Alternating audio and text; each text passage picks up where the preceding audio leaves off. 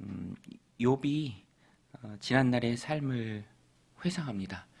어, 단순한 회상이 아니라 내 삶이 하나님 앞에서 어때야 했는가 이제 곱씹어 보는 것이죠. 왜냐하면 지금 욥은 특별한 상황 가운데 있습니다. 이유를 알지 못하는 그 이유가 명확하게 깨달아지지 않는 고통, 마음의 고통, 육신의 고통, 정말 고달픈 시간들을 힘겹게 욥이 보내고 있죠. 그래서 위로하는 그런 친구들의 말을 듣고 또 지금껏 자기가 살아왔던 삶을 되짚어 보면서 점검할 때, 그러나 내가 내 삶을 바라볼 때, 돌이켜 볼 때, 내가 이런 고난을 하나님께 당해야만 하는 그런 죄가 또 이유가 사실 보이지 않는다라는 그런 욥의 고백입니다. 쭉 나오죠. 어제 본문부터 이어져서 나옵니다. 욥이 짓지 않았던 죄의 목록들을 욥이 쭉 열거합니다. 재물의 유혹에서 자유했다. 나는 내 삶을 볼 때 내가 재물의 유혹에 넘어가지 않았다. 24절에 보면 만일 내가 내 소망을 금에다 두고 순금에게 너는 내 의뢰하는 바라 하였다면 만일 재물의 풍부함과 손으로 얻은 것이 많음으로 기뻐하였다면 얘기하죠. 28절에 가면 그것도 재판에 회부할 죄악이요 내가 그리하였다면 위에 계신 하나님을 속이는 것이리라. 하나님이 무엇을 원하는지 나는 잘 알고 있었다. 그래서 하나님 원하지 않는 그 길을 나는 가지 않았다. 욥이 말합니다.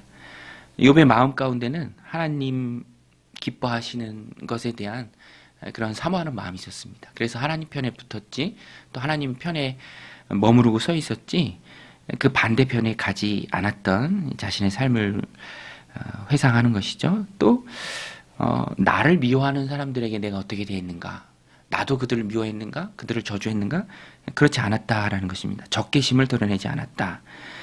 29절 보면 내가 언제 나를 미워하는 자의 멸망을 기뻐하고 그가 재난을 당함으로 즐거워했던가. 실상은 나는 그가 죽기를 구하는 말로 그의 생명을 저주하여 내 입이 범죄하게 하지 아니하노라. 얼마든지 할 수 있지만 그 길을 가지 않았다. 적개심을 드러내지 않았고 마음으로 저주하지 않았다라고 고백합니다.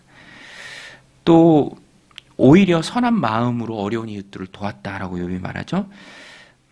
32절에 보면 실상은 나그네가 거리에서 자지 아니하도록 나는 행인에게 나의 문을 열어 주었노라. 욥의 삶이었습니다. 또 진실함을 고백합니다. 34절에 보면 내가 언제 큰 무리와 여러 종족의 수모가 두려워서 대문 밖으로 나가지 못하고 잠잠하였던가. 나는 늘 떳떳했다. 두려워하는 것이 없었다. 뭐 숨고 그런 삶을 살지 않았다. 욥이 말합니다. 이런 욥의 주장을 들어보면 욥이 지금 자기 의를 자랑하나? 그렇게 느낄 수도 있습니다. 그런데 그것은 아닙니다. 바리새인들처럼 자기 의를 자랑하고 외식적으로 나오는 그런 모습이 아니죠. 사실 욥의 삶에는 그가 고백했던 것처럼 외식은 없었습니다. 단지 욥은 지금 뜻모를 고난 가운데 있는 거예요. 그 자체가 너무 힘겹습니다. 그리고 위로한다는 그 친구들의 말은 인간보 사상으로 이제 거기에 빠져 있어서 말하는 것이 너무 힘들고 그 가운데 삶을 되짚어 보는 것입니다. 그래서 욥이 고통 속에 나온 이 고백이라는 것을 우리가 알아야 하고요. 그래서 오늘 말씀은 이 욥의 고백은 우리가 확신으로 보면 좋을 것 같습니다. 확신, 욥의 확신. 욥이 가진 확신이죠. 그런데 그가 가지는 하나님 앞에서 그 확신은 그동안 그가 그의 삶을 잘 꾸려왔기 때문에 그가 이렇게 확신 가운데 고백할 수 있는 것입니다. 내가 그런가? 내가 정말 그랬나? 흔들리고 또 사실 되짚어 보면 정말 그랬던 삶이 보인다면 욥이 이토록 확신 가운데 고통을 헤쳐나가고 또 하나님 앞에 간구하기가 어려웠겠죠. 욥은 조금의 착각도 없습니다. 삶을 되짚어보면, 그가 살아왔던 삶의 궤적을 되돌아보면 이런 고백이 나올 수 없다라는 것입니다. 나올 수밖에 없다라는 것이죠. 그래서 오늘 우리도 욥의 고백을 보면서 어려움 또 고난, 고달픈 시간들은 시시때때로 우리를 찾아오죠. 어떤 면에서는 그 시간을 우리가 하나님 앞에서 버티고 또 이겨낼 수 있는 이유와 근거는 내가 예수 믿는 사람으로서 하나님 앞에 살아왔던 그 삶이 되어야 합니다. 그 삶이 내 확신을 지지하는 것이죠. 욥에게 있어서는 그게 가능했습니다. 일상의 거룩함과 경건이 그의 삶 가운데 있었기 때문에 어려움 속에 있지만 마음도 힘들고 몸도 힘들고 다 고난이지만 그래도 하나님을 향한 그의 믿음과 신앙이 주저앉지는 않았습니다. 버티게 하는 그런 힘이 되었죠. 오늘 우리도 하나님 주신 삶을 살아갈 때 일상의 경건이 참 중요합니다. 내가 내 삶을 되돌아볼 때 확실한 게 있어야죠. 그것은 하나님 앞에 거룩한 삶을 살고자 하는 그런 몸부림 속에서 나옵니다. 그렇지 않으면 말에 휘둘리고 상황에 휘둘리고 환경에 휘둘리는 거죠.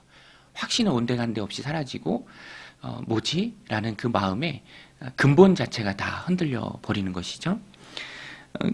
세상을 살아가다 보면 그런 일들이 종종 있어요. 저도 지난주엔가 자주 예약하는 그런 식당이 있는데 보니까 예약이 잘 안 된 거예요. 내가 잘못했나? 그분이 실수를 했나? 그런데 보니까 점검해 보니까 이제 예약을 받는 다른 분이 그 시간대에 그 요일에 예약을 받는데 그게 좀 전달이 안 됐던 거죠. 그냥 단편적인 예인데요.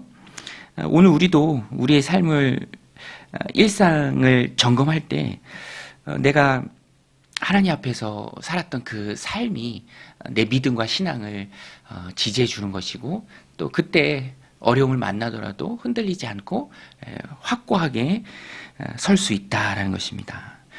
여러분, 우리의 그리스도 앞에서의 신분은 혼인 예식을 앞둔 그리스도의 약혼자들입니다.